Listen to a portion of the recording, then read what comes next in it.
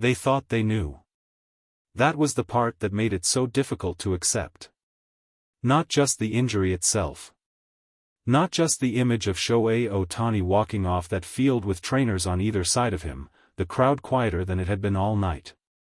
The difficult part, the part that lingered long after the stadium lights went dark and the parking lots emptied and the reporters filed their initial updates, was that the people closest to him, the people whose entire professional lives are built around understanding exactly what is happening inside a baseball player's body, had looked at Shohei Ohtani and gotten it wrong. Completely wrong.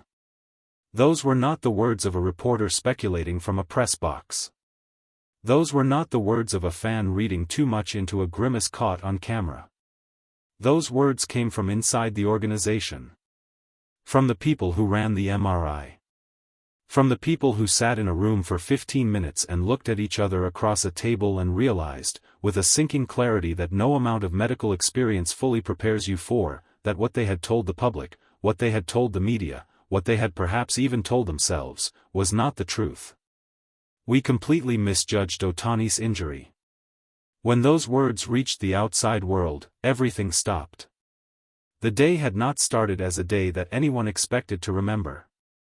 The Dodgers were moving through their schedule the way a team with championship expectations moves through a long season, with focus, with professional rhythm, with the quiet confidence of an organization that has been here before and knows what it takes to still be playing in October.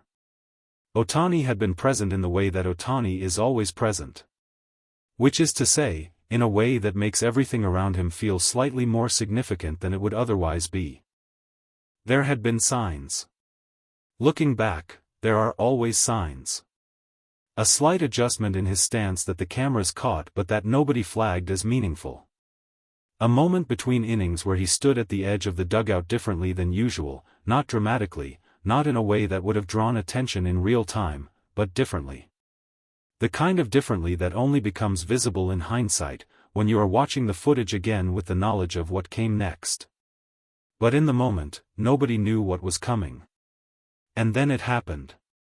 And then the trainers came out. And then the crowd made that sound. And then Ohtani walked off the field, and the stadium held its breath, and the Dodgers organization began doing what organizations do in those moments, gathering information, making assessments, trying to understand the scope of what had just occurred so they could communicate it to a fan base, a media landscape, and a baseball world that was already watching very closely. Their initial assessment was cautious but not alarming. The language they used was the careful, measured language of a professional sports organization that has learned, through experience, not to overreact in the immediate aftermath of an injury. Wait for the tests. Wait for the data. Wait for the MRI. They waited. And then the MRI told them something they were not prepared to hear. The meeting lasted 15 minutes. 15 minutes is not a long time for a meeting that would reshape the Dodgers' immediate future and send a wave of concern through every corner of the baseball world. But 15 minutes was apparently all the time that was needed, because the image from the MRI was not ambiguous. It was not the kind of image that requires extended debate or second opinions or long conversations about what might or might not be happening.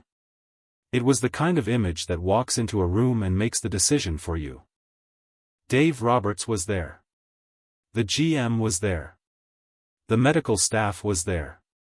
The people whose job it is to make these calls, to weigh the information and translate it into decisions that affect rosters and rotations and the competitive trajectory of a team with a World Series on its mind, were all in that room together. And when the 15 minutes ended, the decision had been made. Shohei Ohtani was being placed on the injured list. The announcement came with a statement. Statements always come with language designed to be honest without being alarming, informative without being definitive, reassuring without making promises that medical realities might not allow. This one was shorter than most. More direct.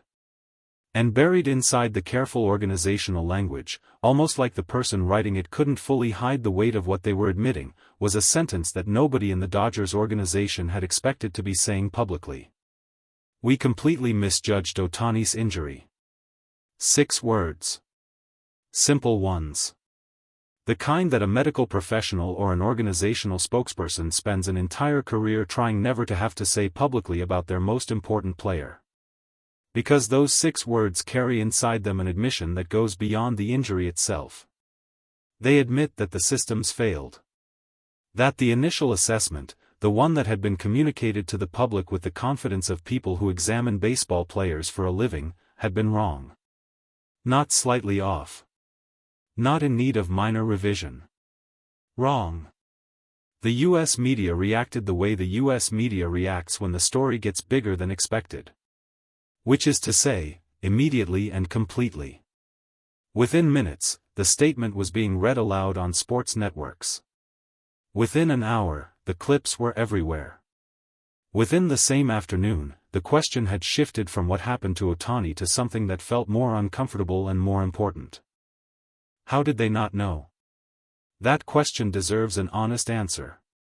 And to give it one, you have to understand something about the way baseball organizations handle in-game injuries in real time.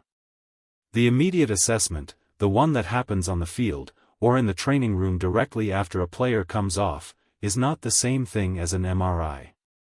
It cannot be. The tools available, the time available, the information available in those first moments are limited in ways that even the best medical staff in professional sports cannot fully overcome. What they can do in those first minutes is look, feel, ask questions, observe how a player moves, where they favor, what their pain response looks like. And based on that observation, they make their best judgment. Most of the time, that judgment is good enough to be communicated publicly as a preliminary assessment. This time, it wasn't. This time, the MRI revealed something that the preliminary assessment had not caught. Something that changed the picture entirely. Something that moved the conversation from manageable short-term discomfort to a more serious reality, one that required a different kind of response, a different kind of timeline, and a very different kind of statement to the public. Ohtani would be out of action. The exact duration was not specified with the precision that fans and media were asking for. The organization used careful language around timelines, the way organizations always do when they are not entirely certain what the recovery looks like yet. But the direction was clear. This was not a day-to-day situation. This was not something that would resolve itself over a weekend. Ohtani was going on the injured list, and the Dodgers were going to have to figure out how to play baseball without the one person around whom their entire identity, their entire competitive approach, their entire public presence had been constructed. That is not a small thing. That is, in fact, an enormous thing. Dave Roberts stepped in front of the cameras and he looked like a man who had just spent 15 minutes in a room receiving news he had not been prepared to receive. Which is exactly what he was. His expression was controlled. Roberts is a professional, and professionals do not allow their faces to become the story in moments like this, but the control itself told you something. It told you that without the control, the expression would have been different. He spoke about the MRI. He spoke about the decision to place Ohtani on the injured list. He spoke about the timeline in the careful, measured terms that the medical staff had given him, the terms that acknowledge uncertainty without inviting panic. He said the organization was fully committed to making sure Ohtani returned healthy, not just soon. He said that distinction mattered. And then a reporter asked him about the misjudgment. Roberts paused. Not the pause of a man who didn't have an answer. The pause of a man who was deciding exactly how much of the truth the moment required. He looked down briefly. When he looked back up, his answer was direct in a way that press conference answers from managers don't always manage to be. He said the initial assessment had been wrong. He said the MRI showed something they had not expected to see. He said the medical staff had acted immediately and correctly once the full picture became clear, and that the decision to place Ohtani on the IL was the right one and the only one available to them given what the scan revealed. He did not make excuses. He did not redirect toward optimism before the moment was ready for it. He sat in the admission. And that, strangely, was the part that made the room feel slightly less tense. Not because the news was better. The news was not better. But because the honesty of it, the willingness to say plainly that they had gotten it wrong and here is what that means, landed differently than careful language would have. The reporters wrote it down. The cameras captured it. And within the hour, the clip of Roberts saying those words was being watched by people who follow baseball in every corner of the country. The GM spoke after Roberts. If Roberts had seemed like a man processing unexpected information, the GM seemed like a man who had already processed it and arrived somewhere heavier on the other side. His voice was steady. His language was precise. But there was something underneath the steadiness that the room could feel, the specific weight of someone who understands exactly what this means for the organization and is not pretending otherwise. He talked about roster decisions. About how the Dodgers would approach the coming days and weeks without Ohtani in the lineup and, depending on the recovery, without him on the mound.